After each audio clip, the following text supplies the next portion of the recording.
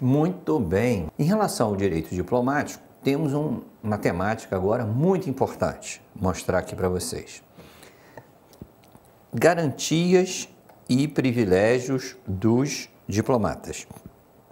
É um tema muito importante para todo mundo que está estudando esse conteúdo, tá? E a primeira coisa que eu vou fazer, como tenho feito com todos os outros assuntos, é explicar qual é esse contexto. Aqui a gente aprende o seguinte: por que o diplomata tem direitos que nenhum outro tem? A resposta é porque ele representa um país estrangeiro e ele é a imagem de um país estrangeiro. Se você julgar o embaixador, é como se você estivesse julgando o país que ele representa. Não tem como dissociar a imagem dele da imagem de um Estado. Então, por preservação do Estado, combinaram os próprios países que uns não julgam representantes dos outros. Uns não prendem representantes. Por quê? Porque é como se fosse aquele próprio país sendo julgado. Então, pela preservação dos interesses da missão, foram criados direitos e garantias especiais. Esses direitos e garantias especiais, como eu exemplifiquei no primeiro bloco, vêm do direito consuetudinário, existem há séculos atrás, tá? Quais são esses direitos? Então, a justificativa deles é preservação do interesse da missão. Existe um erro, inclusive, muito comum das pessoas dizerem o seguinte: a justificativa dessas garantias e privilégios é que a Embaixada dos Estados Unidos em Brasília é território americano. Então, lá dentro do território americano deve prevalecer a lei americana. Errado isso, muito errado. Lá é território brasileiro. Território brasileiro. Se fosse território americano, nenhum avião poderia aterrissar ou pousar do aeroporto de Brasília sem antes pedir autorização aos Estados Unidos por sobrevoar o espaço aéreo americano.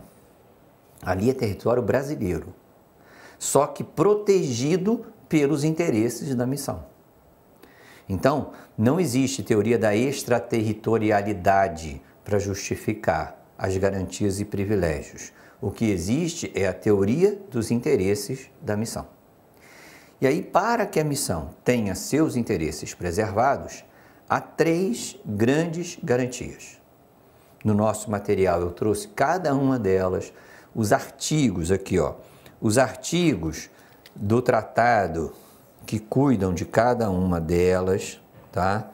A redação. Então, não se preocupem que o material está completo, tá? E eu vou fazer aqui uma explicação para vocês entenderem.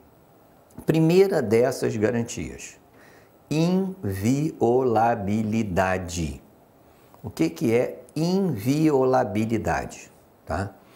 Falando num português muito direto, todos os bens, todos os pertences de uma missão diplomática são intocáveis pelo Estado acreditado. Aquilo que pertence a uma missão não é acessível ao Estado acreditado pelo simples fato de se encontrar em seu território. Então você não pode pegar a mala de um agente diplomático, você não pode pegar o HD do computador dele, você não pode entrar numa embaixada, pegar arquivos dessa embaixada, porque tudo que tem ali, dentro da casa do embaixador, dentro da embaixada, tudo que tem ali está protegido pela inviolabilidade diplomática. Se um país pudesse fazer isso em relação a outro, não haveria direito de legação.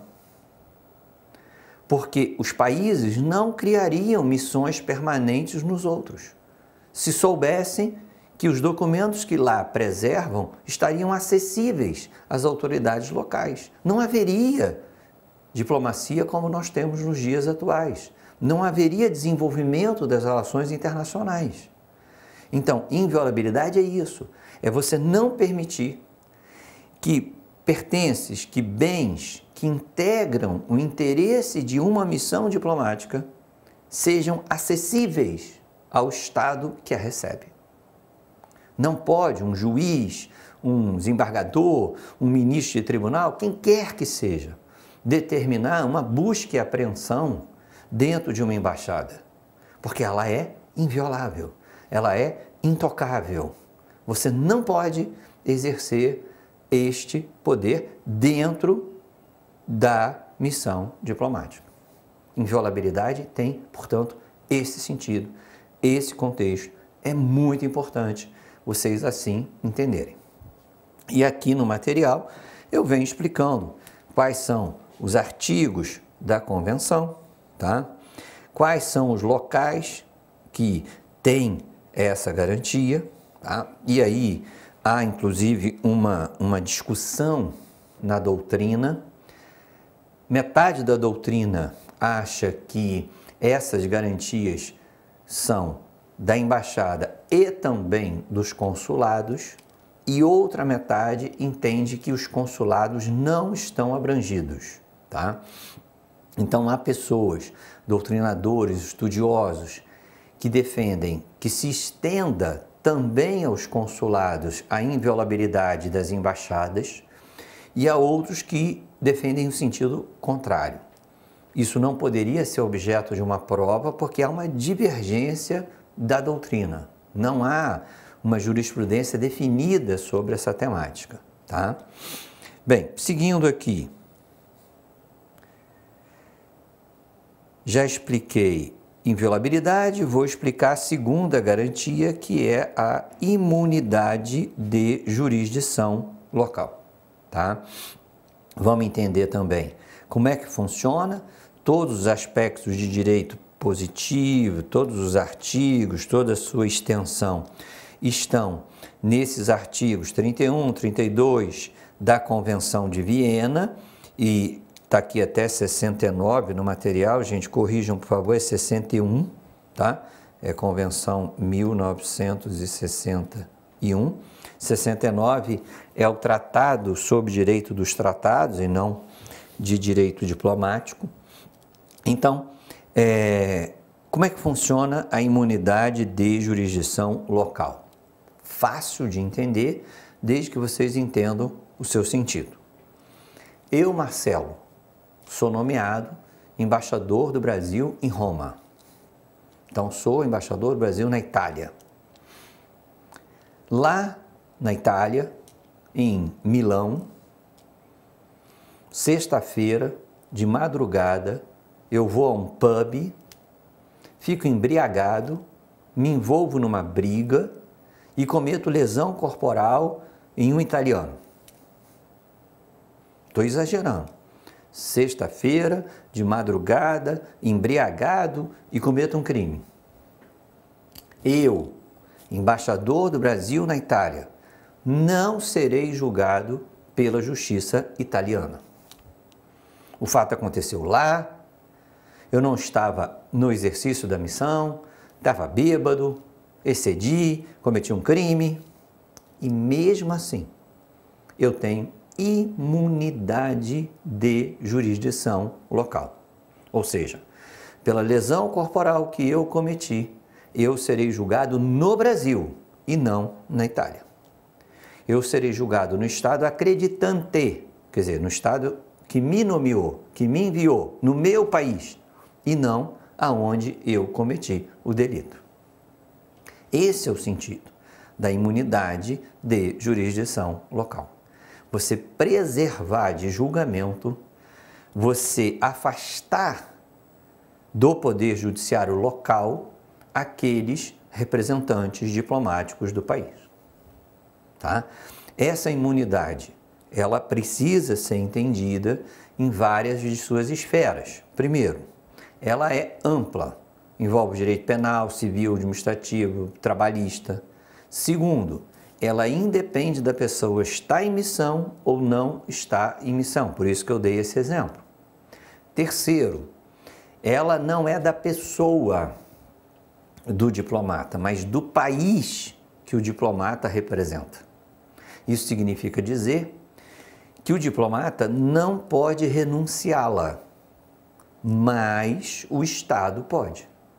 Então, se o Brasil, apreciando esta minha conduta como seu embaixador lá em Milão, me envolvendo numa briga, num pub de madrugada e alcoolizado, o Brasil pode reputar que eu não sou digno desta imunidade. Então, o Brasil comunica à Itália que renuncia à sua imunidade de jurisdição local. Isso significa dizer que eu serei julgado pelo Poder Judiciário italiano. Porque a imunidade não é minha, é do Estado brasileiro. Sendo do Estado brasileiro, ele pode renunciá-la. Ele pode chegar para o outro país e dizer, ó, não exercerei a minha imunidade. Pode julgar esse cara aí como qualquer outro. Então, todos esses aspectos são importantes de serem entendidos.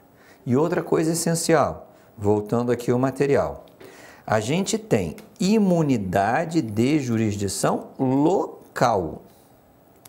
Ou seja, eu não estou dizendo que o embaixador vai cometer um crime e não será julgado.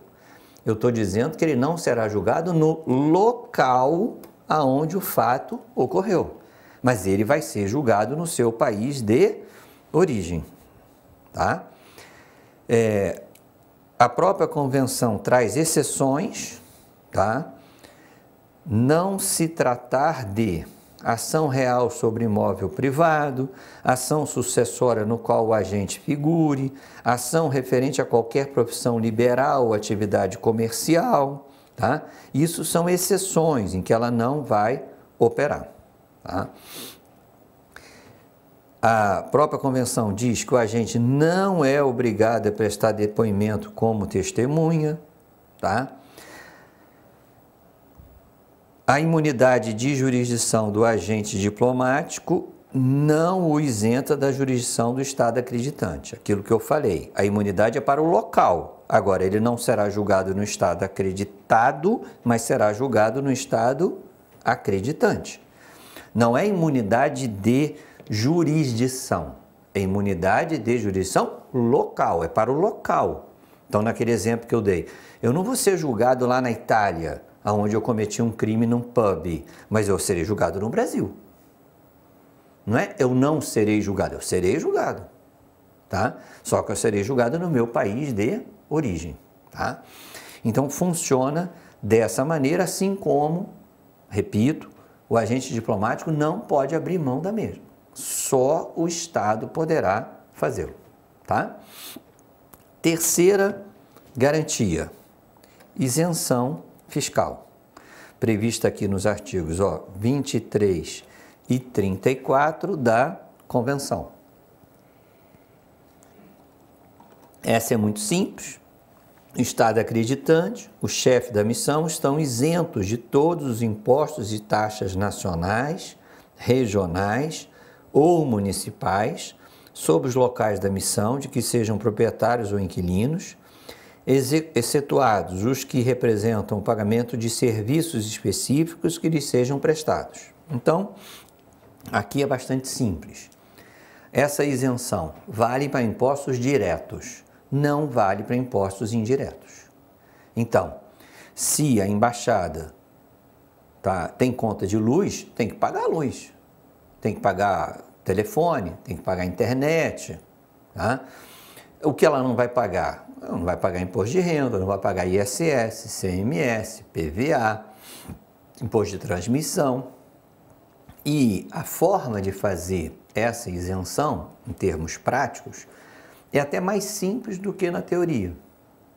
Porque simplesmente a Receita Federal vai pré-cadastrar números de CNPJ específicos que se referem a embaixadas estrangeiras, a governos estrangeiros. E ela já sabe que aqueles bens, aqueles serviços, tá, que incidirem naquele CNPJ não será cobrado. Agora, se o embaixador compra um carro no CPF dele, não é no CNPJ da embaixada, no CPF dele, para dar para a filha, ele vai pagar todos os impostos como eu, como vocês. Porque aí é destinação particular e não interesse público, tá? Então essa isenção é bem simples, ela vai acontecer fundamentalmente para impostos diretos, porque um país não vai cobrar imposto de outro, de tributos de outro, falando assim de forma mais técnica, tá? Não vai incidir para bens de destinação particular, tá? E isso é feito previamente por pré-cadastro na receita do CNPJ que representa aquele Estado estrangeiro. Bem, do ponto de vista de direitos e garantias da missão diplomática, tá? Esses são os pontos essenciais, esses são os pontos fundamentais, tá? Então a gente encerrou aqui o tema direito diplomático e vamos falar agora do direito consular. Então já está aqui no nosso material, nós vamos falar agora de atividade consular, complementando e fechando essa aula, tá? A primeira coisa muito importante que eu preciso fazer aqui com vocês é distinguir a atividade consular de atividade diplomática. Como eu disse no primeiro bloco, é muito comum os alunos confundirem, misturarem, trocarem um por outro, acharem que é a mesma coisa. Então está na hora da gente separar. E aí, eu vou falar na prática, vou falar aqui de forma bem direta, bem objetiva, num português muito simples. E aí você guardando, nunca mais você vai confundir, tá? Não é ficar aqui teorizando, não, é falar de forma objetiva, simples, direta. Guardou isso, nunca mais você confunde. Primeira coisa que você tem que entender. O que é o consulado do Brasil no exterior? Ou o consulado americano aqui no Rio de Janeiro. Fica aqui na Presidente Wilson com a México, no centro do Rio de Janeiro. 24 horas de fila de brasileiro ali tentando obter visto americano, tá? O que é o consulado americano no Brasil? O que é o consulado brasileiro em Nova York? São cartórios que um país abre no outro. Cartório. Simples assim. Quando o Brasil abre um consulado no exterior, o Brasil está abrindo um cartório brasileiro no exterior. E o que cartório faz, gente? Cartório faz registro de nascimento. Então, tem um brasileiro, tá? Casado com uma americana e tem um filho nascido lá em Nova York. Ele quer que esse filho tenha nacionalidade brasileira. Então, ele vai no consulado brasileiro nos Estados Unidos, que é um cartório, e faz o registro de nascimento. Essa criança terá nacionalidade brasileira. Cartório. Registro de nascimento. O que cartório faz? A procuração por instrumento público, reconhecimento de firma, autenticação. É muito comum expedição de vistos, tá? Então, quando o Brasil abre um cartório no exterior, ele está abrindo uma burocracia brasileira no exterior, para fazer tudo que um cartório faz aqui no Brasil. Beleza. Então, a primeira coisa que tem que pensar, consulado é um cartório. E quem é o cônsul? O cônsul é o escrivão do cartório. O cônsul gerencia o cartório. O cônsul toma conta do cartório. É o cônsul que reconhece a firma. É o cônsul que vai autenticar, verbar, registrar. Ele é o escrivão que toma conta daquele cartório do Brasil no exterior. Ora, se você entender isso, você já entendeu tudo. Consulado nada mais é do que um cartório e o cônsul é o escrivão do cartório. Ah, professor, entendi. Então agora você não pode confundir com o embaixador, com o diplomata, com as atividades. Ora, o que eu ensinei sobre direito diplomático? que o agente diplomático é o representante político do nosso país no exterior. O embaixador trabalha de terno e gravata, de smoking. Muitas e muitas vezes começa a trabalhar 9 horas da noite, quando chega numa recepção, num evento comemorativo, cerimonial. Representante do Estado brasileiro, porta-voz do Estado brasileiro, imagem do Estado brasileiro no exterior. É uma atuação política de defesa dos interesses nacionais em outro país. O cônsul trabalha de camisa e calça jeans. O cônsul trabalha num cartório. É escrivão de um cartório. Tem uma função administrativa. Não tem uma função política, não trabalha de smoking, de terno e gravata. O cônsul trabalha da hora que abre até a hora que fecha o cartório. Ou seja, de 9 a 5. Fechou ali o consulado, ele vai para casa. O embaixador costuma começar a trabalhar 9 horas da noite, de smoking, indo num coquetel. Então, enquanto a diplomacia é uma atividade de representação política, a atividade consular, que fique claro para vocês, não tem nada a ver. É uma função administrativa, burocrática, cartorial. Um não tem nada a ver com o outro. Por que se confunde tanto? É porque aqui no Brasil não existe uma carreira consular. Muitos países têm carreira diplomática e carreira consular. Aqui no Brasil não tem. Então, as pessoas que vão ser cônsules também fizeram aquela prova do Instituto Rio Branco, estudaram 2 anos lá para se formar em diplomacia, entraram na carreira como terceiro secretário. E aí vão desenvolvendo a carreira e podem ser nomeados como cônsules. Ou seja, aqui no Brasil, a carreira ou a atividade diplomática está junto da carreira diplomática, não está separado. Aí você vai dizer, nossa, que coisa absurda, 2 atividades numa única carreira. É comum, gente. Se você falar assim, a Marinha do Brasil, tem o almirante e tem um tenente. É a mesma carreira, só que com funções completamente diferentes.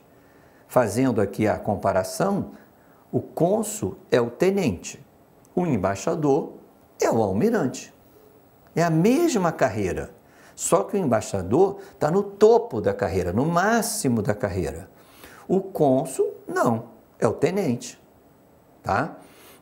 Então, é tão diferente a atividade diplomática da atividade consular que para o direito consular existe outra convenção, que também é de Viena, só que é de 1963. A Convenção de Direito Diplomático é de 1961. Então, só para você ter ideia, são tratados diferentes. Não é nem o mesmo tratado, é outro tratado. Então, tudo que você quiser saber sobre direito consular está na Convenção de Viena de 1963, tá? A carreira consular, já expliquei, aqui no Brasil, ela vai funcionar dentro do Itamaraty, você vai fazer a prova tal, e vai galgar de forma isonômica a atividade diplomática. Existem 2 tipos diferentes de cônsules, o cônsul de carreira e o cônsul honorário. Aqui é bem simples. Cônsul de carreira, como o próprio nome está dizendo, é aquele cara que é brasileiro, fez a prova do Instituto Rio Branco, estudou, se formou, entrou como terceiro secretário, está na carreira diplomática, um servidor público federal, e é nomeado para chefiar um cartório do Brasil no exterior. Esse é o cônsul de carreira. Agora, pode acontecer do Brasil buscar, por exemplo, na China, um cônsul honorário, que como regra é um chinês, obviamente, não é da carreira diplomática, não recebe salário como servidor público, mas o Brasil nomeia aquele chinês, que é um empresário, para tentar buscar negócios a favor do Brasil. Então, esse cônsul honorário seria um representante comercial do Brasil no exterior. Alguém que o Brasil dá um título, cônsul honorário, justamente para essa pessoa tentar atrair negócios e interesses comerciais para o Brasil. Ele não é da carreira, a maioria das vezes ele não é brasileiro, ele não tem salário, por isso que não é um cônsul de carreira, é o que a gente chama de cônsul honorário, tá? É completamente diferente, é um status jurídico que se dá a uma pessoa para tentar atrair negócios. Ele funciona fundamentalmente como um representante comercial. Bem, funções consulares. Já falei, exemplifiquei, são funções fundamentalmente burocráticas e cartoriais, tá? Então, é a burocracia cartorial na mão da atividade consular, tá? Por isso que eu falei. Tudo começa você entendendo que consulado é um cartório. Cônsul é o chefe do cartório. Distinções entre cônsules e diplomatas já expliquei, tá? Foi exatamente daí que eu comecei explicando, que eu acho que fica até mais fácil.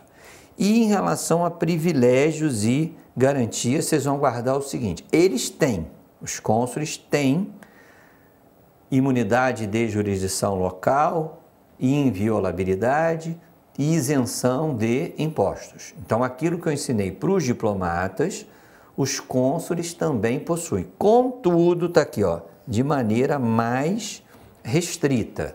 É isso que eu vou explicar agora. Imunidade de jurisdição local, tá? O cônsul tem a imunidade? Tem.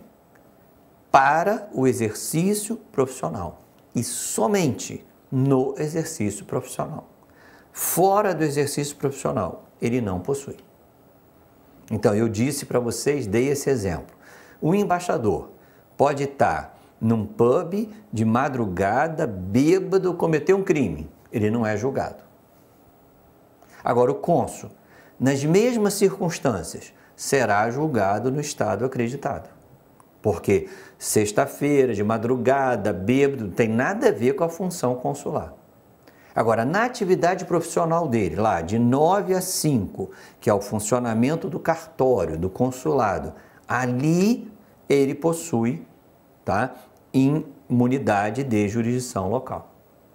Então, é apenas no que se envolve ao interesse da missão. Fora do interesse da missão, ele não tem. Então, é diferente do diplomata, é mais restrito do que o diplomata. Inviolabilidade. Bem, os documentos do consulado são invioláveis. Você não pode ferir. Agora, por exemplo, metade da doutrina entende que não há essa possibilidade, por exemplo, do consulado ter a concessão de asilo diplomático. Eu falei para vocês que metade da doutrina entende que o consulado não possui essa inviolabilidade, permitindo, por exemplo, a concessão de asilo mais restrito. Outra coisa importante, para os diplomatas, as garantias e privilégios, se estiverem abrangidos pelo interesse da missão, se estendem a parentes e afins. Para os cônsules, não. São apenas para a pessoa do agente de consular e não se estende a parentes ou afins. A isenção de impostos funciona isonomicamente. Existirá isenção para bens do consulado, não existirá para bens particulares dos cônsules. Com isso, então, gente, exatamente no tempo previsto, nós encerramos aqui essa aula sobre direito diplomático e direito consular. Espero que tenha sido aí muito proveitosa nos estudos de cada um de vocês. Renovo que estou à disposição. Um forte abraço, até uma próxima oportunidade.